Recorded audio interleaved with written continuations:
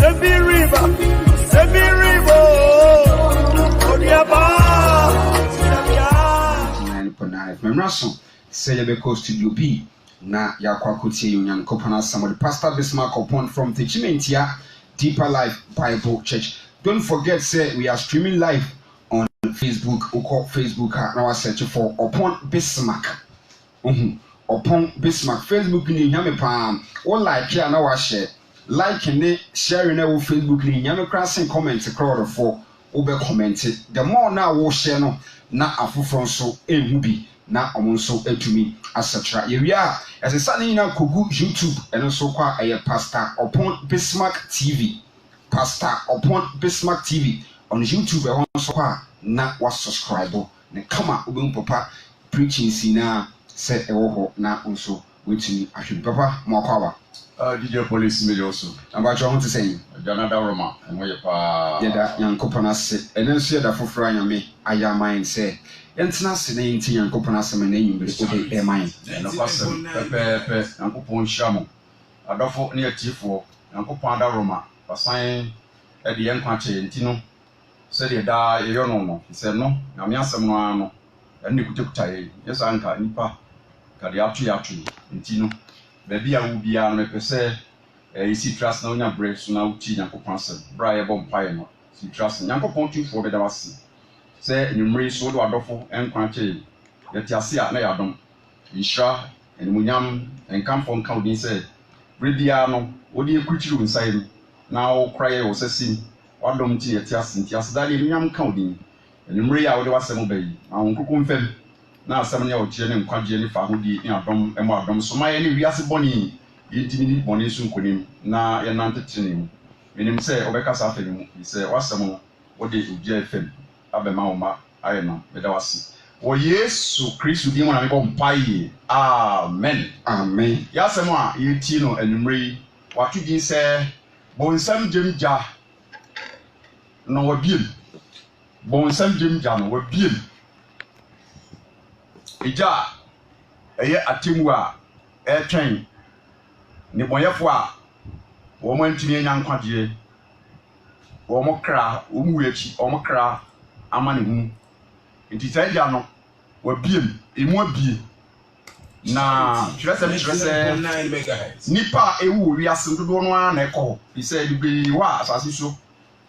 omo e ma atemu da e sha se free go nipa ewu eti owu ya atemu da Hebrews 9:27 say etwa se e da o me nipa so bi prekope da be na atemu baba da be na atemu baba bra wu unya wu ya pe na wo kre ko sha timu ase eja de bonefo ko dem afebo di tresem sabo nsem jam wa biem Isaiah chapter 5 verse 14 to 15 enti asamando atre na konu sabo nsem jam ya asamando jam ena ye kan say asoe atemu odi kan asoe enipa de moyini wu achi asoe enti sabo nsem jam ye asamado ya asoe ma amama nipa obi a wa hu nyankopon bi asoe enti asamado atre na koru aduamamo nti aha nenum asamado ja no aha nenum emu abi ena ememene ade bonyefo kra aha nenum baya ekatum na bi brebia akra ne bonyefo kra ebu komu no emu baye na akatum na bi enti asamando no ememene akra omo anya nkwaje wo ho makra jo kredi a obepo nkwaje onipa bi obepo nkwaje no obedi abele bra obi fi asase so onye obi a mo di chidom kugya no se ye ba na nkwankre ye be ko na nkwankre edi asamando atre na konum na ha nenum baya Jerusalem ani monyamfo eni nipadom ene wona wani ka ewo mu esane ko je se bonsam jemja no nipa bi wa omani ka omani je ho omo pe ho enti abrabo a de won be ko no omu nyare ensanom omu januarity 99 megahertz omu nyare e woni padi wa ba bo chese omu yiri padom chese bonsam jemja no akwade se o man bi kupon eja kupon ene kura dansi but eye nsamanfo kru na emu do na efanam agogome ne nsonson enti wose eye kura ye kan se eye oja hinku oja emu do na emu tre eni awiye enti wose nipadom ene wona woni kan eka emu nipadom eni kan nti saa bonsam jamja no eye bone asotwe nyame be bre adebonyefo krase omu echi edi asamando atre na konum ti akono mone ene de ne bonyefo ko honam akono ene de ne bonyefo ko edi saa akono tumi na so se nipa bibre ho mutimi nyo mu fi akonum eni wa akono aschema ho hantan wiase akono wiase ne brepre edi wose akono ama nipadom ewuwem omokra ewuwem versity wa brady pass wo de mema ahwefom saa bonsam jamja no unya tompe na adafom na e fanana mo na wusu na otwa wosen wa brady pass enya na nsem eye hyebere owu achi adebonyefo hyebere eye atemu odi kan first phase of judgment nti ye ka atemu a eye owu achi bonsam jamja no eye atemu eye bia adebonyefo kwa akosue atwen eja etwato enti versity wa brady pass na wodi mema ahwefom saa jeremu nipa de da fom na omumurumuri na omusu na omtwere omse wa bra hantanfo ani wasi enti bonsam jamja no eya asotwe kese na adeboyefo bi fisi verse 18 verse onue wona wodi atrosam homa twemmuyo na wodi tiase na ntampe homa etwe bone nti obi wa akotwe branko a jamamo kotwe aba atro akotwe aba topakon krono kotwe aba ya okotwe bone kotwe aba bone komede nyina nti so onue wo mo amudi atrosam ekotwe mmuyo o se odi dai wona wodi atrosam homa te se bibia akotwe bra jamom onue nti bonsam jamja no eho asotwe ye due verse 20 onue die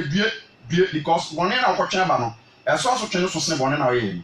because ya no yakutom se ki eno ano bedem forever and ever and ever and ever and ever sikeni insuo enso akachi na saa se mo twesa na country se ewe yi sanse saa ja no okodomu okotamu ademu a ompa ibo ya dwuma bi emu be esuni secure onue verse 20 Isaiah 55 verse 20 onue wona ofre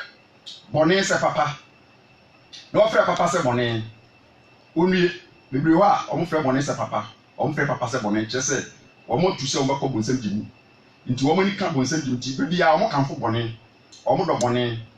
omo mpe papa enti wose onue nipa ode bone di agro onue nipa bone onso bone onue se na so twen no onye twitwadefo verse 20 wa onue wona woye wo mani su nyansafo onue wiase nyansa eye nkwase asebo nyankopon ani su enti omo ye omo anisa omo ani su nyansafo omo na bone su nyampaso ti omo ni so ye nyansafo ona matroso enyampaso owo ye nyansafo beti ato dirimu enti woka onue eyeja no ne boyefo kwa kotomu no abrabobone de wo kwa kotomu no edwanwo de wo kwa kotomu no owo nye twitwadefo enti na ebokoko bra akato na bro obetina wune obetina wuchina obetina koda onsore enti kokobo tiro se jano fananam binu medika akom nti wo nche wo mo ye nche wo mo se wo de boni dia agro a ene wo ka se due se wo boy dwaman a due because so de wu a due ne da wo ma wo se wo ye okotwa due se wo de wu a se wo ye gay wo ye okoto ana wo ye gay wo ye lesbian due because mo na wo ye nkra de no me aba wo so gay ye no me gay ye biabo ti obi ye gay bia na wie ye aba na wie ye ba enti oso wonue nsanu mu akatachi nsanu makatachi ene nsafra emu ahodemfo du a onom nsa wo mo obetumi anom nsa ba etim se 20 Ghana nso wo mo onom apetache onom buruburu onom wi dia buru bia onom bi enti won bia waya addicted akokwa no ahye no so afra ne moja enti bema bi eko bema bi o fa na damfo o se brabe jo miku ye jo ku bi brabe jo e do bi san se ku ben o se edan ku na brabe jo no upe kukuro eye apatashi ku anase akonsa fuku ena o se sakrawa ben di yesu di enti o se wonue nsanu mu akatachi ubu o we nsan wo mo yese wa we nsan ma na kokwa no afra ne buja enti o kase asotwe be ba wo so no eyedie untimi enyina ano ti bu nsan jemja no eyeja eyedie ja amane hu ja Isaiah 14 Isaiah chapter 14 sa bu nsan jemja no enenam ba bia o hu se nipa bia be owu na akokko komene no on se abie nanum ti ememene ti bu nsan jemna enante ekọ baby a won mo yele dia wo sa na Bible kan Isaiah 14 Isaiah chapter 14 verse 9 asamando we wase o bo nsam jemja no ye frɛ na asamando we wase o bo nsam jem ye frɛ na asamando owu achi eja no enti eye first realm after death sa bo nsam jemja no and then first after this earth no first realm enti asase we su no eye mfa nse eye physical realm but spiritual realm no first realm eye bo nsam jemja second realm eye paradise and third realm so eye heaven. The last realm no dey eno no jam ye nyamia no the lake of fire eno dey mia no tin kan ho asem sisi but ye kan ho asem de mo yesan tin nyamia no e ho ho asem no Bible a chechiri bet de bisa me kire mo hu say first realm after this earth ufras asisu a onam no ntomada adwugu na so nu epiefi onam mu on tin tra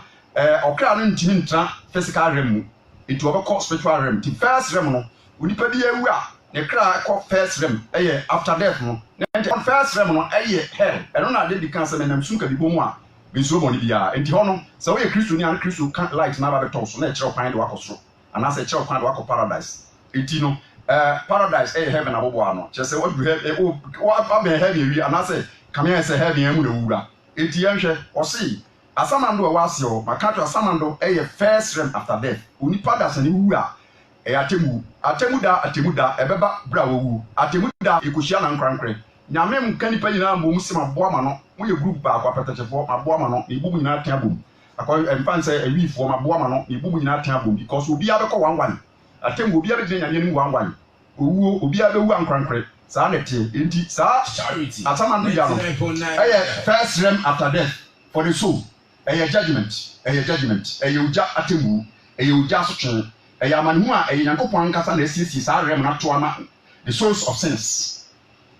ni boyefo ya wo mo hu awurade no wo mo ne nyame esisi sa asama bi de dom ko meka ho di boye ni bi awu an kra ko kasa asama ndo ho de makodem eti wo se ya hwese da asama zutie eno an kasa wonante ko wo ni die eti bre no so a na wu fa na asama do amenem sanse wu ni asama do mu bom nante trese wu ni asama do te fonkoso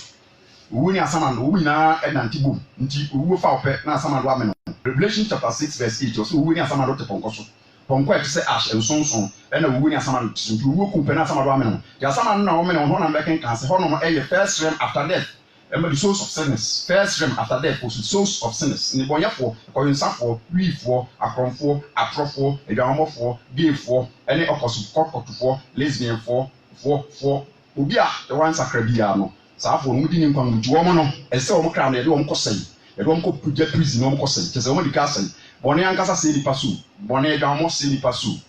ensanom se ni pasu iti so no ene abia nka ebe humi afem nti se wantwi anya de tra unya home ugirimu eti ose asama ndo wa se we kan ho aba bihia wo ntantem apetachi ni edefo akọ nti unkwa no hwe dida okotofo mu hwe nkwa dida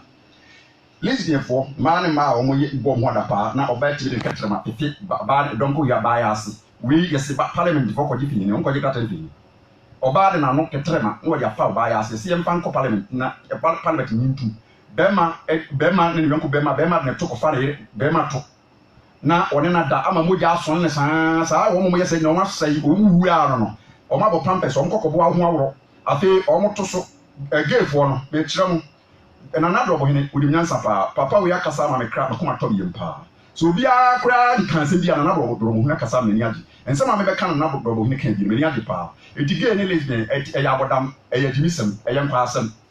ya bususem edi se fanyine bia owo men wo pro men ye bia so bi ko kase si geefo ba ha ese ntem so ripuku no because che say get here be we for so be parliament so we yantu because gay lesbian is very dangerous to me 99.9 gay lesbian is very dangerous because e mema no omo mionko mema for omo to no omo nkrama ni nyansa sire wo mo mponchi ni nyansa sire wo mo It is obi sesa gay wo fo so say nipa nan ka so fi nipa bi ebi mo ho no mo a tumi o mo kwaji nti o mo akwaji suman edi gay fo no bebre esuman chese se o pese wunya tumi o pese wunya sika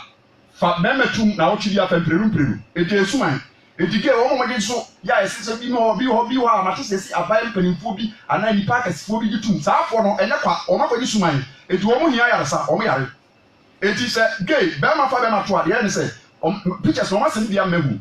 di nso anso ade ba no se be ma na to tai ti se wo ma ya tai wo ma ya tai se boduru nti we ye twaba ne to na tai wo de kokobo ye ya ba kokobo no ho awro one ya wotime ne o tiem nti o ma bo pampers mo ye so no mo se de fence oba ye bra enti gay eye abodam eye oseye enugase eye baye eye susunfin enti senka abai we on faso get yin preach no na Akufo-Addo was the battle is the Lord enti media mi wodidie say na Akufo-Addo gay release me wuchi kokoko o benya aba no tese na Akufo-Addo lose 2012 ye nyina ya me nya party ba ko na mto abama no e kama koma nyame kama koma se mto abama wo ya ma to abama no enti fa 2012 de kama koma se na ado ko benya ebra o wuru sie na e ye Ghana fo nyina ya nipa 20 nipa 30 na nipa 30 million be 20 million ya because ye nya party dia manana so we bi papa dia mo man no ampa so ba e so e ne mo dia akoro no de se wantini ankase mu a e be yere but nana mpesa because o benya banana for the first time was standing and was the battle is the Lord. Second time ya o nyame adom battle na Awurade kuma na mpa and as 2016 so the battle is the Lord. One sa imoturu it will be out the battle only president what chesen ko break record because he didn't see that say president bi bebo o mem say African president pass was you see asoro da ya nyame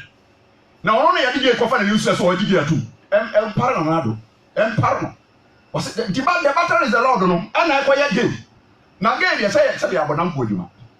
abodam po djuma enti be ma fa no yonko be ma to ama to atai e tu so no muja o ma bo pampers Ghana o mo ye game o mo siesie sai ko ba sai ka wu mo fisika sai nipa o ye game o be din wo so kwa no wo ho wa ye say ahai enti wo nyina kire sai bunsam jemja no gofo bi wa be fana na mo mo enti wo benya chefa enti eja no enti mi kan Isaiah 14 asamando wa se o e kan no ho ba be hia wo asamando bone na wo ye no emema no a wo tafere wo moto no be ma ko tafere be ma to enya chuman enya suman enya yo enya suman yo enya sa bone so bi ko bo dwaman obi ko no sai akono we ye suman gefo no wo mo ye ma no atamba wo mo diska ni fripase gefo diska wo mo diska fripase diska papa enti wo ma ko mo enjoy life so tanti asamando ba be mini wo mo ye ba eja beto tom ya se ya hwe na Ghana kra de we anyitu na do bo hini tuche ma nyame nshaw Ghana mpani funi nkyes ebinom kasa na mani ajepa bia na be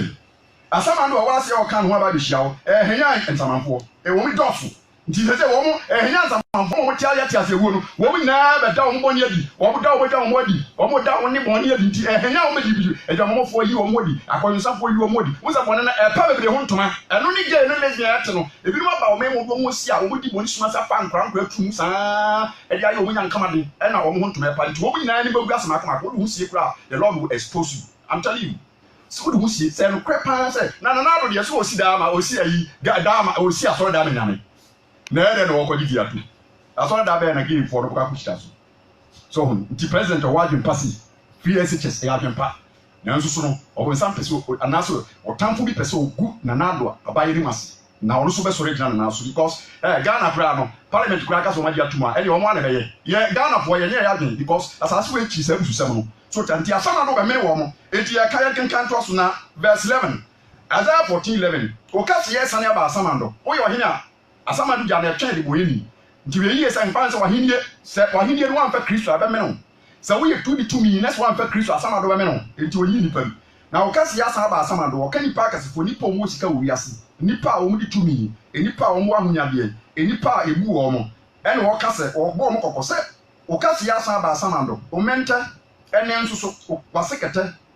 ya wase ne mo birika enti ubeda tunsun ubeda gogomem apro adajem asofa wasekete ene wasekete a wase eye mo birika woso nkataso ne nsonson ene agogombe enti ne boyefo awie ye tai Isaiah 13 Isaiah 13 wiase kwan mo fa so mo bo mo bra enti Nyankopon se dia no wo de be sei eduadifo nipa wo mu di nipa huda enipa so sei ye to di pega Ghana ha baby wo no ma anase amani bebre wo no ma baby wo di dwa wo to nipa afi mu to nipa kra mu di nipa kra hu twa so ti asenti obi epe wo nkwa etwa nkwa so a woni hu nkwa wo do befa so Isaiah chapter Revelation chapter 13 verse 5 Revelation 13 verse 5 making kind Erade asem na oma no so Revelation chapter 13 verse 5 na oma no ano a wode ka ensem kese oma na no a wode ka ensem kese na baby am pesa making kan no enye ho na na bi Isaiah kind Isaiah chapter 14 verse 15 but yanken kan Isaiah chapter 14 Isaiah etira eyedunu entichemu a enchiredu na entichemu a eyedu enkron de pacho mesa kan entichemu nkron Isaiah chapter 14 o kasafa saa samanu jana nkasa ya eja pika kasa le moyefo be fana na mo na saa eja no enante wa asase ase ebie ntija no eho a da bi ho ese piri na me obi a na wi ya nchichemu a eye edumiru eye dan na wo firi so ahwe ase Isaiah 14:12 eye dan na wo firi so ahwe ase oh nsoma kyeremfo adekye ba wo twa wa hwefom wo a wo bra amaman ase wo twa wa hwefom nti saa na de moyefo Yankopɔn twa wa hwefom eti Matthew 3:10 no osi dua bi anso aba no wo twa tujem eti Satan Lucifer o twa to asama no so twa wa hwefom nti saa asama do jana ye Satan so ye ahomoni aso ye moti aso ye all demons ho na ye omo destination omo wie eti ahomo a nyame anase angels na fallen angels no ho na nyame pam omo buye nti omo ni abre nti ejanu mu na ye omo so omo ni ba bia nti na wokase se de osokora usa se ni nyame ntamti a obetwa hwefom eti wo so wo twa hwefom wo a obra mama yase eti Satan na dada Eve so dada Adam na Adam so generation so entimi ampefutu ene eto aso bone nti wo so wo twa hwefom ni se ubenya wi asika we ehunyade ubenya ne ma nyina so opo Yankopɔn bi twa hwefom nti wo ba bre ahantanfo ase enti saa samanu jam eye ni ponyefo asoye a Yankopɔn so bi twa matofom nti wo adwaman a da kopani nyame twa wono nsa da kopani nyame twa Satan ahantan nyame ma no kwa ma de bone wi ti bone bi e koso nyame nkase geye wo de ye o tufo kasa tro se jai o ka tro se jeye so on kan because enya by force nya nipa na be kasa de by force nyame de o kasa tro wo enya ya bone no ma ya wie wo de ho so twa ma enti no se okra wo ye bone no ono ade Matthew 3:10 wo se de dua bi anso papa no betwa tujem di sa dia no eye asoye Yankopɔn siesie ede ama eleboti mpacho ba bi am se kan eye Revelation chapter 16 verse 8 we can kind Erade asem Revelation chapter 16 verse 8 ba bi am se kan na me na de otoso enan no ehwie ni kuruwa no bu awiaso na oma oja amoden se omfa nhihye nipa Yankopɔn ja no say you touch it so no go the same thing will repeat ansana atimu daba etija no Yankopɔn store angels bi ho a omutua bonnet fa omo instant judgment angels omo instant nti say ade a nyame mpewo ya omutumi nyame tumi bi omo na omo atoja nti ebi betoto na minim sega na bi beba ha anase America bi beko ha na UK nti omo bia die nyame mpe ya chiwade ebo man no ye chiwade ya chese ebi adimi semba no nyame ba bebie angels no nti sa angels no why crowd say omo de omutua bonnet so instant judgment ebi na to friends ebi na to kan no instant judgment Yankopɔn ma mo fire mo ti won abo ebi sa instant judgment instant fire na Yankopɔn to true ebi to na Adam ya du error ma ni no mo ko fa na naja ko bo afore no asofo mpu ko fa na naja eja ye nhye ho mra ko bo afore nke ye nyina ehye nyina wi a na nka wa bompaye na nka pam dada no bompaye na Holy Ghost ya na ba do na nka hye nyina na nyina no etimi adam na me ni bunya me di peso na me tumi si na me tumi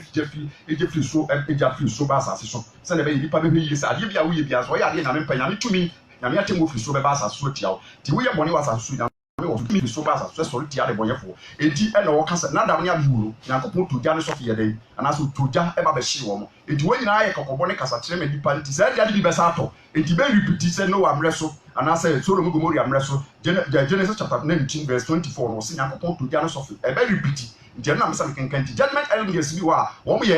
instant judgment no wo mo angels no wo mo dia so ba instant nti bi be si na minimum o man bi be so na Africa the whole Africa countries wo ye ni wa wo mo gay some LGBTQ wasa hene chese wo mo kan ne ma bebre wo mo tafre maase wo mo tafre ma metu LGBTQ na fe wo mo ye intersex adubi wo mo intermarriage chese mema nu mu obi adere yiraba na we yakɔfa we yakɔfa we ɔmbɛkɔ ran so ama mari nyinaa ne mɛmɛ nyinaa hyia mɛmɛ nyinaa ne mari hyia nyinaa ka ho bi nti ɛyɛ abɔdam sɛ yɛ gyimi sɛm nkɔ yɛ nti Nyankopɔn gya no bɛba nti Revelation chapter 16 ne toa so nti abɔfo mɛtutu sɛ instant judgment wɔn bɛtumi ayɛ bi na ɔma bi wɔ ha bi bɛkɔ so ansa na temu de asi na deɛ tɔ so ɛnan no hwie ne kuruwa agu awia so na ɔmaa no ogya ahoɔden sɛ ɔmfa ɛnhyehye nipa ohwie ne kuruwa no egu awia so ɔmaa no ogya ahoɔden ɔmaa no ogya ahoɔden sɛ ɔmfa hyehye nipa eti ogya ɛbɛhyehye nipa wɔ asase so bra yɛ nipa nwuye o eti bɔne na woyɛ no dako pɛ wɔn sɛ bibi bɛsi wɔ abrabom yɛ papa nti baabi a yɛka kɔ no deɛ yɛduru yɛabɛn gya no egya no bɛba nti verse 9 na wɔde ahuro egya no hyehyeɛ n'akyi wɔde ahuro kɛseɛ hyehye nipa ahuro nipa ho hyehye no wontimi ntena wontimi nidi wɔsɛ de hyɛ mɛra wobɛtumi ahyɛ mɛra saa brɛ no na wotu nyinaa asɛe na woso to sɔne nsuo sɔne mogya ne gya so da mu ɔsɛ na ɔka Nyankopɔn a ɔwɔ tie o wansakra ɔka Nyankopɔn a ɔwɔ saa ɔhaw mu nsuo no nso asoɔden no din abususɛm because ahokyerɛ ne amane a ɛba ne bɛyɛfoɔ so saa agya no a ɛhyehyɛ wɔn ɛne ahuguru a ɛde wɔn nti no afei wɔn akomaden ma wɔsɛe obi wɔ ɔhyɛ n'akomaden ma wɔsɛe Nyankopɔn ma n'akoma yɛ den ma wɔsɛe kɔbɔne no wayɛ amanekuwa ma abusu nti Nyankopɔn n'akoma yɛ den ne Nyankopɔn tenya sɛ ne yie enti wɔka Nyankopɔn yɛ a wɔ saa wɔ ahoɔden ne saa ɔhaw no ho abususɛm na wansakyerɛ a wɔadwen obi wɔ ade ka deɛ ɔbɛyɛ ade ɔbɛyɛ yɛbɔ kɔkɔɔ yɛ kasa deɛ because ɔyɛ sɛba ɔyɛ ɔyiraba ɔyɛ atemuba obi ɔyɛ gyaba obi ɔyɛ nnɔme ba enti nnɔme Ghana ha nnɔme ntimi mɛ nipa nyinaa so saa sanse yɛ nyinaa yɛhyɛ bɛrɛ lɛ pɛ obi wɔ nnɔme ne nananom nnɔme kɔgye nnɔme obi mu wɔn Sodom Gomorrah ɛyɛ nwanwa na mɛ dwene ho sɛ na saa lesbian ni gay na Sodom Gomorrah fo no egya no hye wɔn nyinaa na wɔn nananom yɛ dɛn na wɔn gya bi asa ba asase so yɛ a wɔn gya bi asa ba Ghana ha ɛde Awurade ho ka kyerɛ m sɛ Sodom Gomorrah fo no wɔn nananom tutu kwae eti gya ne ba na wɔn nananom ni kuro no mu eti wɔn gya bi na asa repeat a ebi kɔ amaman so no enti minim sɛ Ghana fo no sɛ egya bi bewura Ghana ha sɛ nso obi so na bi aba na ɔbɛyɛ campaign dia nim nanso saa fo no ɛyɛ den a nyame bi wɔn charity ɔbɛtwe wɔn so eti verse 10 na deɛ ɔtɔ so deɛ odi kan no instant judgment angels no ebi na mekenkan yi o instant judgment angels nti angels na wɔn kɔ Sodom Gomorrah no wɔn they are still there wɔn adwuma ne sɛ wɔn twi nipa so instant wɔ bra bɔne bi wɔ hɔ a ɛsɛe man nyame atam wɔ no nyama ya onipa ntimi sɛ wiase paneɛ ntimi sɛ wiase again ntimi sɛ wiase nti so obi so ɔbɛ wiase de ade bɔne bi abɛsɛ wiase a ɔno bɛdi kan deɛ ɔtɔ so enum no Revelation 16:10 deɛ ɔtɔ so num no hwie ne kuruwa gu aboa no ahengua so Antichrist baabi a amanfo kɔgye wɔn source of powers wɔn kɔgye powers fi esu maame wata nkyɛn ne mpanyini etumi nkyɛn ne ɔkɔtofoɔ wɔn kɔ wiem ne wɔn a wɔn nyame ni ya wɔn akɔma abosom ne adusisɛm wɔse aboa no ahengua no nti yɛka ahengua no abosomfoɔ biara na ahengua no Satan te so kɔmfoɔ biara na konwa no Satan te so ɛna ɛkɔtofoɔ lɔgyefoɔ wɔn nyinaa Satan te wɔn akonnwa so nti wɔn ahenni ani begu nti wiase nipa a wɔn de tumi paa wɔn kuta bonsam tumi paa wɔn de tumi wɔ asase so no wɔn na yɛde wɔn tumi nanso Bible so wɔn akonnwa no yɛ Satan ɛna yɛ akonnwa na wɔn te so ana Satan ɛte wɔn akonnwa so nti wɔsɛ wɔbɛhwie kuruwa egya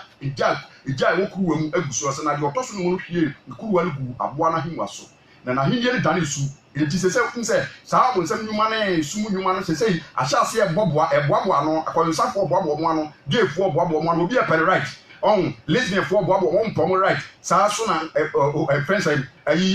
bɛsibrafoɔ so ɛboaboa mo ano so nti bɔne biara na ayɛ koko na ɔse dan wɔhwie agu aboa no ahengua so na ahenni dane su na ne yɛ nti ɔkeka wɔn tɛkyerɛma na wɔn yɛ ɛne wɔn kuda nti ɔka ɔso Nyankopɔn ho abususɛm na wɔanu wɔ ho wɔ nnwuma ɛho nti deɛ ɔtɔ so yɛ no instant judgment angels no bi so ɔsɛ hwie egya egu aboa no kuwa Satan Nyankopɔn target no sɛ ɔbɛma na bada paa ɔbɛtwe na so na nsusuanso aka nipa wɔn akɔbɔ Satan ne ahomfin deɛ ɔtɔ so yɛ nsa so hwie ekuruwa no egu asubɔnten efiti ndo to aso kenkan a saa judgment instant judgment angels no wɔn yɛ wɔn adwuma yɛkɔ baabi a eti nneɛma ebedu baabi yɛ nsuo nyinaa bɛsɛsɛ because adi because ɔbɔnsam tumi ɛyɛ adwuma ɛwɔ nsuma sɛsɛ nneɛma obi wɔ a nsuo mu na obi akoko na tutum akoko na tu nsuo saa bɔnɛ na ɛkɔ so nyamea biara ahomɔne anaasɛ ɔbɔnsam agent kɔdi bɔne sie na hɔ nyina nyame bɛsɛsɛ hɔ charity aman bebree wɔ hɔ no a nyame bɛsɛsɛ aman no adi ntra ebi sɛ binom akɔdi di bɔne asie nti saa agya no Bible kyerɛ sɛ ɛba ne bɔ Matthew chapter 13:30 nti ɔkasa ɔsɛ boaboa wirabɔne ano Matthew 13:30 no ɔsɛ boaboa wirabɔne ano sɛ okuani ɔdɔfo a ɔpam ɔboaboa tana no saa ne nyame boaboa no enti bɔne na ɛbɛba bɔ ntrama ya boaboa no nti wo mu sɛ bɔne send items bɔne we tum sɛ ɛyi ho ɔkɔtofo yi wɔm ho fɛnse an roberts fo yi wɔm ho ne nyinaa kyerɛ sɛ nyame de ɔsɛ yɛ brɛ wɔm enti ɔka sɛ ɔboaboa wira bɔne ano de gahye enti Matthew 13:30 mekenkan 13:30 Matthew chapter 13 verse 30 ɔse sɛdeɛ ɔboaboa wira bɔne ano sɛdeɛ momma ni nyinaa mom enyini nkosi sɛ twabere le twabere no makama kyerɛ twafoɔ no sɛ mommoaboa wira bɔne ano kane mommoaboa wira bɔne ano kane saa bere we twabere bɔne no abusu adwamamo abusu nsan mo buti awiye nie saa bere we friend enter awiye bɔne bi awiye eti bibia a expose eti wɔ sɛ momma ni nyinaa mom nyini kosi twabere na twabere no makama kyerɛ twafoɔ no sɛ mommoaboa wira bɔne na no mommoaboa wira bɔne na no kane nti bɔne ne bɛte bɔne nka kɛse bɔne bɛpɛgya no kɛse bɔnsam bɛpɛgya no kɛse adwamamɔfoɔ bɛpɛgya no kɛse nkyerɛ sɛ wɔn bɛfɛ di wiase abɔso wɔn bɛsɛe ɛgya bɛhye wɔn sɛdeɛ ɔboaboa wira bɔne ano no kane no monkyekyere no afiafi ɛnyɛ adwamamɔfoɔ monkyekyere wɔn afiafi na wɔnhye eti sɛ ɛgya no nyankopɔn ɛde bɛhye wira bɔne ɛne bɔnyɛfoɔ gyina wɔn bɛ wira bɔne verse 40 verse Matthew chapter 13 verse 40 mekenkan enti sɛdeɛ ɔboaboa wira bɔne ano Matthew 13:40 sɛdeɛ ɔboaboa wira bɔne ano no nti bi yɛ bi nyɛ wiase ebi yɛ bi nyɛ ahemfo no ebi yɛ bi nyɛ president for bi yɛ bi nyɛ AP for munya ni nyinaa pɛpɛpɛ nti munya mo pai munya ni nyinaa pɛpɛpɛ AP for bi nyɛ nkyerɛ sɛ wɔn nyinaa de ebi yɛ bi nyɛ aban for bi yɛ 99.9 MHz democracy ɛyɛ eti wiase ade afra deɛ yɛ ne yɛ ba deɛ yɛ ne dɔf ti ne yɛ bere yɛntra yɛ brɛ ne wɔn nyɛ ne dɔso wɔn akɔhyɛ mu nsɛm tumi na ase ne dɔso wɔn bɔ dwaman ne dɔso wɔn nom sa ne yɛ dɔso ɔkɔtofo wɔn dɔso but wɔn tim bu nkam nyankopɔn ba so blast ase so enya nkɔwie akɔtefo wa sɛ bɔ mpa yɛ ɔkɔtofo no nyame bɛ strike wɔn wɔn bɛ di mako eti ne wɔkasa kyerɛ nti ne sɛ yɛhwɛ nyankopɔn asɛm kɔkɔbɔ no na yɛdi so verse 40 na msɛ ne kan ne sa ne sɛ si so verse 40 ɔse enti sɛdeɛ ɔboaboa wira bɔne ano na wɔde ogya hye no saa na ɛbɛyɛ wiase wieyɛ ɔboaboa no bɔne boaboa no adwamamɔfoɔ boaboa mu ano akorɔmfoɔ boaboa mu ano enti bɔne bia manifest nsɛ bɔne bi yɛkɔ so wote bɔne nka nsanom wote nka gayfoɔ nsɛ yɛka gay ne lesbian wɔn koraa deɛ wɔn bɔne no kyɛ sɛ ɛso se cocaine sɛ nkɔba sɛ sɛdeɛ nkɔmo legalize gay ne lesbian ɛne cocaine foɔ so bɛkɔ parliament because tutufoɔ so bɛkɔ wɔn bɛgye wɔn krataa na nka wɔn ahwɛ so ɛhyɛ mmara ma wɔn so te ase because bɔne ne nyinaa yɛ ehu paa ne gay no ne nyinaa yɛ so te ase enti na wɔka sɛ ewia bɔne yɛ boaboa no nyame boaboa no sɛdeɛ ɔboaboa ewia bɔne no wɔde gya hye no saa na ɛbɛyɛ wiase awieɛ yɛbrɛ mu de enter ɔse verse 41 onipa ba no bɛsoma n'abɔfoɔ ahotefoɔ asɔfoɔ adiifoɔ yi nyame abɔfoɔ ne bi wɔ soro ne bi wɔ asase so eti we are the ambassadors of Christ ye Kristo abɔfoɔ yɛ anamsifoɔ eti abɔfoɔ ne nyankopɔn asoma wɔn ba asase so ansa na ɛso ne yɛwɔ no nyame asoma abɔfoɔ bi ba asase so ansa na yɛwɔ asɛmpakafoɔ ne adiifoɔ a wɔbɛto bi no ne bi nso abɛka wɔn no nyame abɔfoɔ ɔse nipa ba no bɛsoma n'abɔfoɔ abɛboaboa asumtidua ɛne wɔn a wɔdi nsɛmɔne nyinaa no afiri ahenni no mu na wɔde wɔn akɔgu ogya fono no mu onipa ba no bɛsoma n'abɔfoɔ so te asinti abɔfoɔ na wɔbɛsoma asɛmpakafoɔ no yɛ ka nsɛmpa ma ne bɔnyɛfoɔ yɛ a wɔn nsakra no wɔn expose so obi nyi nyame asɛm ni a wɔgye bɔne nsɛm bi obi nyi nyame asɛm ni a wɔgye na wɔn wɔtum eti saafoɔ no wɔn bɛ expose nti nyankopɔn ahotefoɔ asɛmpaka no ɛda ne wɔdi ayɛ mu ahotefoɔ ne bɔnyɛfoɔ na ne bɔnyɛfoɔ so yɛde wɔn akɔgya kɔnde mu nti wɔsi ɔbɛboaboa wɔn ano afiri ahenni no mu nti nkwadi asɛm yi nyame ahenni trenee yi nyame ahenni eti ebe mboaboa wɔn ano nti wɔn nkwa sɔre ontie nyame asɛm adwamamɔ ba wɔn bi nsa ba wɔn bi saafoɔ no ɛyɛ nkɔfo a yɛboaboa wɔn ano wɔ fan verse 42 na wɔde wɔn akɔgu ogya funu no mu ti saa ogya ba ka ogya ɔde wɔn akɔgu ogya funu no mu na wɔn na obesu atwere wɔn sɛ ɛyɛ nipa kra o ogya no ɛyɛ atemmuo ma ne bɔyɛfoɔ wu akyi o ogya no medical kasa ɛyɛ atemmuo first realm of judgment ya ɛyɛ first realm second realm ɛyɛ paradise and a third realm so ɛyɛ heaven eti wunya akwanya kɔ second realm na so ɔyɛ oti no sakra pɛ first realm wura hɔ pɛ na han atɔ so kristo kenya no ɔde ɔkɔ na ɔkɔ second realm paradise yesu ka sɛ na ɔbɛka ho paradise ti ɔka first realm saa sama no gya na ɔbɛdam forever and ever bible so bɛsu atwere wo se verse 50 no verse 50 Matthew 13 verse 50 ɔse dan na sɛneɛ ɔto na obeto wo magu ogya funu no mu ewo ne su ene sechere ebeba bible aka ogya ne boyefo na gye twe wo mo ne boyefo ne nyame asisi gya wo mo Malachi chapter 4 verse 1 wo se ebe kyese funu no bonsam gye gya no ni gya no be se funu no ne boyefo dem yata no ano kato nye obi na eta because nyame asisi gya no ye ewo ano ti se last ntibie akato nti enante konkronkro so kro bia obi bra so de boy ni bra so na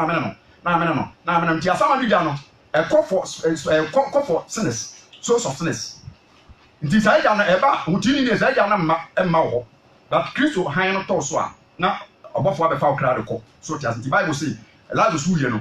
abofo ne befa no. Enye ja na befa no. But sikani ni di ja e na befa no. Ti ne wo gye. Nti enkenkan ya mekenkan sikani no. Nti ja ho asem no e asem a ehu pa ne nipa di agro. Eti e ka to na bro. Ufra za so pe na se wanya nkwaje ho adwuma nwie. Buku ni nyame hwem na odi ni mu a buku nyame na twetwe di se favoritism bi ani eti Malachi 4 chapter 4 verse 1 na hwe eda no eba ija eba eda no eba atemu ba eda no ba osoye ba eda no ba ebe hyese fono no bonsam jemja no ebe hyese fono no sheet ni bejam udam na sheet na amwa don wani ai ko sheet ni jira so there's ebe hyese fono no na hanta fo na obi abonfo se be sentanchama eda no eba ebe hyewo asafrale no wosi enya wo muhini ana dubai udam na wo sofa nti uhuna mane verse 3 na mo beteti abonefo so onye ahotefo mo be hyeti abonefo so no be yam na ase nso eda a meye no asafrale na wosi ewie eba ti zo ti bonem di a sesie usu a wo be suesu Matthew 25:41 wosi na wo be ka che wo be nkum ni se mo a wadome mo wo be ka che wo be nkum ni se mo a wadome mo mo mfiri so nkoda oja wo siesie ama obonsam na bofo obi a owu boni mu bia no charity 99.9 megahertz en adome no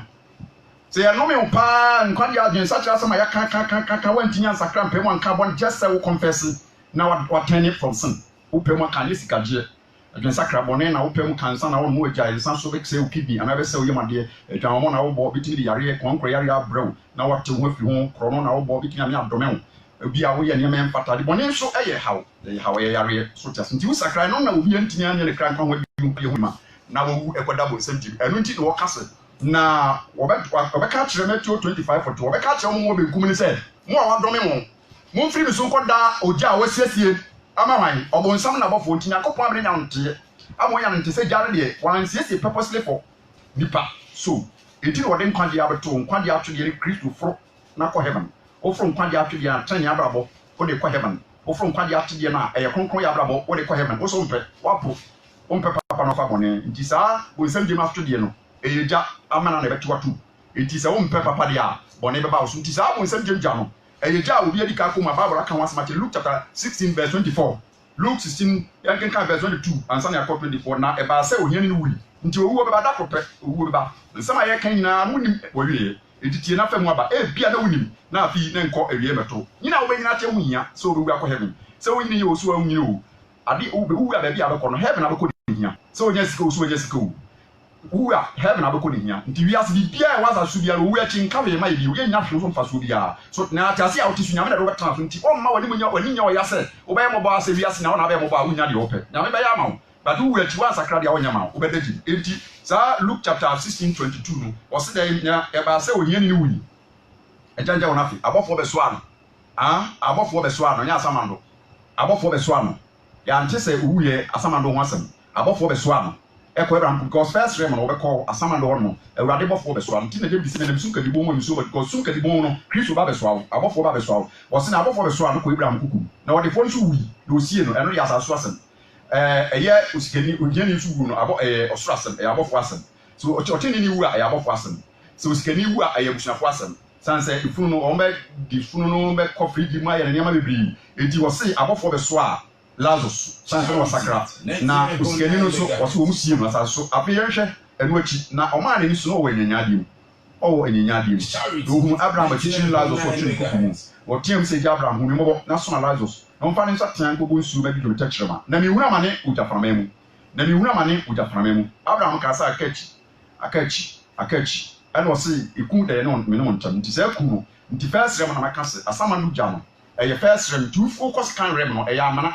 sa asama no gya no na mena ena ewo ho ansa na wako paradise so nti sa gya no eye amana enti egya na wo mu damu no na amana no so ba bi so ye empty because amana no so just nti wo be no matra adade ya odi be sa ha no so be fa ofiro oti ala so anya nkwaje ho djuma enti bere no be so ngo enti Luke chapter 12:5 for si mun so ye okum wi a odo wo be kwakoto amanu ko di se wan sakra na se mu boni mu a ana se bere no so nyame gye nkwa sikani nyame ka so kwase abaje okra fi wusam eja pade be kwa nyame ku no enti oni bi a waye boni ma nyame ku no hene fa na nkra be ko so ta se wan hwe ne se wu ana se nyame ku a te se de Nyankopon ekum na dabe ya be hu no a o ko de se de nyame edi ja ne sofi ehyi so dum gomoria ejamu no ja le hyi o jamu no sakoda ejamu no sakoda enti se ja no Nyankopon sisi purposely for ne boyefo so erunti no boy kokko kasa kiro se sa ja no se utimi dwane fi boni mu na utimi dwane je okran kwan bra uti asase so enti adwen sa kira ni dwane kwan obetimi afa so obetimi adwane janti asam no point kakra be ka ho kan wansa na e de fula na tuma bonefo chefa aso abonefo chefa ewo asama no ja amane hu krum afebo abonefo wo mo chefa ewo asama no ja no amane hu krum afebo eye ja ukodemu a eye afebo ubedem forever and ever chese unya difubia edi mark kan hwasem bokoko se ja no eye amane hu krum Mark chapter 9 verse 48 osi Nyankopon di ja be hye di panchen unya wu a nyame oni ehumobro ma wo ti ase a ehumobro e wo ma wo bra wo be sakra ehumobro wo ho ma wo se nkwade pono yantum edi se wo be Kristo nchen wo be jewo ba wo pono so wo be po wu a wo be akotwe jem nyame do nipa enso se nipa nyame do nipa enso do mi nipa bra nipa ye bone nyame do nipa enso pu nipa bra ba ye bone edi se wo tra wo bone na wu na kokobone kasakire na nkwade no wo anya bia ma akra nyame di ja no wo do akotu wo be su atero se forever and ever ende kwanya bi ye ni wo bi so betinya sakra enti bra wo tia sa sisu ya physical realm no ye nkwaje ho adwuma ansa na wa spiritual realm enti so ofi akwa o nsa na bi na chese aka temu enti ye ka temu da owu achi ja no anaso owu achi temu no ene ye ja anaso e ya temu enti Mark chapter 9:48 o say o de 9:40 no de won aboa na wona wa aboa ngu na ogya ni num na wona wa aboa ngu ne moyefo so ona wan sakrakra wona wa aboa ngu no ogya ni num Bible akasa nsonson ne agogome ena de moyefo kra beda so verse 49 na wodi ogya be hye nipa nyina nchen enti momone ye de nchen na hye egya no so ye sofi wu emoa wum ba egya enum da egya enum de nto so wodi gya be hye nipa nchen kokobo e de mate asefo ansa na wu enti Nyankopon kasa kire nipa do nipa wan ansa na nipa bo nti verse 47b no verse Mark chapter 9:47b no wose wodi wo bekọ akoto amanu krom wo besu atwere osa sukani ensuo ti kokobone kasa kire nti nkasa wo kwa asoro masofo nkwa asoro mu bia wo sakra fa wan sakra wa so twena ba koshia ka so wan sakra wo kwakotia ho ka wujim nti okra wo ye bone wan bi nti bone de wo ye ma wo ye papa wo ye ma wo kwa asoro ya akoma wo sempa ye kan Nyankopon do wo ma nti na ye tue sika ye tue obi ma tue ho si wo tue sika se nkan kyew no kre no wo de kwa asoro asomasi benten eno de yihie nyame kwa asoro wo no wo kwa asoro kese se yihie nyame wo ye sofo yihie nyame wo ye busofo yihie nyame because the entience ba bu no Nyankopon so afre do na fra wa afre wiase ni pa nyina universal ko wa afre obi an so we yi so ti ase nti abato nko nyina ti say presidential candidate no ye ya etimi ni pa be 15 wo man ko nyina for presidential candidate sa so na MP so ya wo mo pesa wo eyi nipa wo betimi jo mutimi jira nipa be no ni ya jina for say MP so ti ase so be wi yi ba ko sa na ti so presidential candidate no ye fra nipa no say wo pesa wo do huma na say wo pesa wo be jina stand as a president for Libra obi a di ko ekua don ko di ko yi obi a di ko yi nso wo mo so toy so ye sortu ye no ye tini ye nipa bi nu a ana say ye sortu ye no ye nipa ba ko a ono na ya to aba nti Nyankopon fra wa fra obi a wa fra asofo wa fra difo wa fra bishop wo beto betusu obe elect eti ha me project is eti asofo wo wiase nyina ne o nyina ye nyame nkrofo nya Kristofo nyina ye Nyankopon but election no ne bechi nti ye tro di tu ban mo ye elect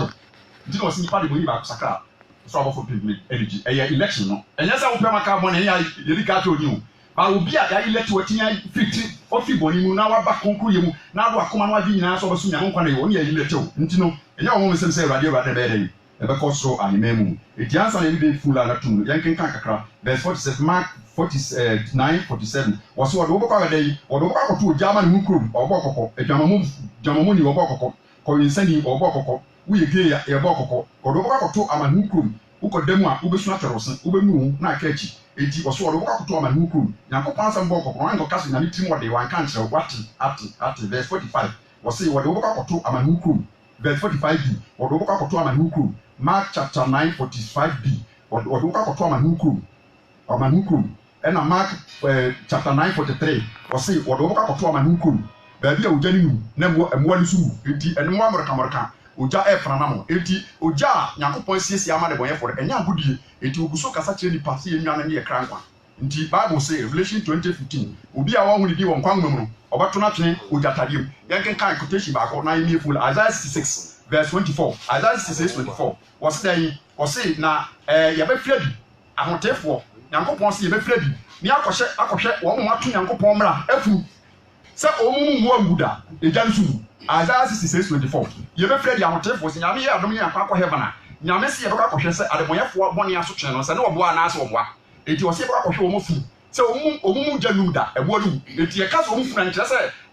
omu cho na wo ho but omo bofu ejana wo manya eko omo na eko omo na eko elo mu twere wo se forever dabai mi huna mane ye be kwakohwe ye la itu. Okay, therefore Pastor Besma Kopon from Techimentia Deeper Life Bible Church. We inquire sampa ene papa eti abrain na yebe fighting for kakra na ya twoso efiro akoye ni ma charity 99.9 FM numbers abeti me friend was no 0552 20 1516 0552 201516. Hello.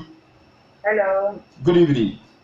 Good evening. Me ba choma onesu mama ye froze kasa free. Me ado mi tata fi sama e ku. Ekuya yetiu. Na bi sha wai. Amen. Ani sha pa wa chi ade ni e kra ni e bibia ti. Nkwanso. Ani sha. Amen. That I said. Yamin Shroud said, "What friend and name Ray 0552 20 1516 0552 20 1516 0552 20 1516 and 0500 470 332. Hello. Hello. Good evening. Good evening. Me pa choye froze kasa free. Me de kwajo. Me kasa ti dia kwanta. Kwajo yetiu. Me pa cho yami nchira osofo ewo se de wasi di nyame atam abie especially efasa de tema ebe. Na de kakra me kan say we a simple solution. And it say Ghana Henna, the population here over 30 million. And here you need 275. So Munko General El Parliament. No more Shamara and my and one is said, yeah, no, and then plus 99% of the population, young twice of young what gay Camuso. And the day that's here, and that's here, check your MPCA or more presidency parliament to one. The show agility system. Yeah, I'm on the president here. Now, the amount got to know the more took in favor of that day for one of the other. And yeah, so someone took that's a uncle in your favor. And you're not a kawa. That's all. Then you can say next time, move on to your vote. Then you say, yeah, that's in your car. And that's how we are coming. Now, also move on over your vote. Yes, so near they got to a mamma. And you get a temple. And the position is via planning MP. After MPA, saying I position. And him for no 10 years, Drobo, or Heleno Ayano. Now, about the Ghana, okay. Now, about plan of Mokotua, or not to in favor of the whole Ghanaian. No, any or mono personal. Okay. Yeah, that's it. That's it. Now, so-called professors and judges in Nihama now, Omono support to Omono. I am disappointed in them. Me no me book class Mako University. I'm not going to go academy. All right. That's it. Most of them, professors, most of them are sick spiritually. They are spiritually sick. Hello. Okay. Hello. Maybe I should do radio no man why. And I say low no. Your first second suffering. The girl that Yet you, John. But the party are good on the Madame Sunday and some grass. The papa, you got super, you got stealing here. Now the Ninqua, we got out of the actor. I think we move the photo of the thing. Nothing on that. And somebody on the or Mutubo, we all got time offer. Okay. All right. Papa or That's amen.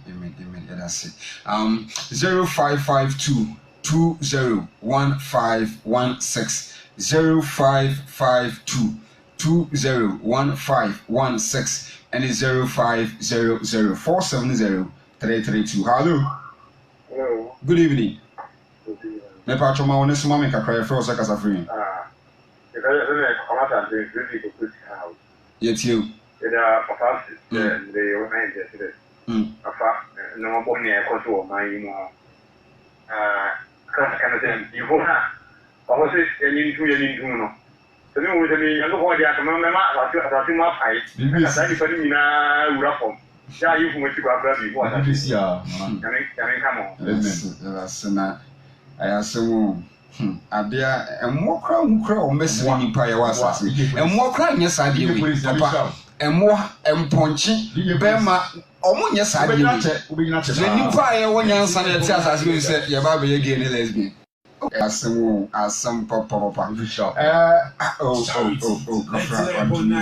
Engine so 0500 470 332 0500 470 332 and 0552 201516 0552 201516. And Pastor Bismarck upon from Techimentia Deeper Life Bible Church and Asia Life on Charity 99 Banana Papa. Offer from my idea to us, mommy. Revelation 14:9 or Casafa the beast no. Abuana on a in one. Gay lesbian no the beast. And so no. Abuano and so no. Papa, my own for free food and funding chat on here, mommy. Hello. Hello. Good evening. May I try first as a friend? It's a brady at you. You did a bit of people now. That's what for that. And I had that. You look at us again. You did father. It's a papa. I wanted to bring. What when I trying to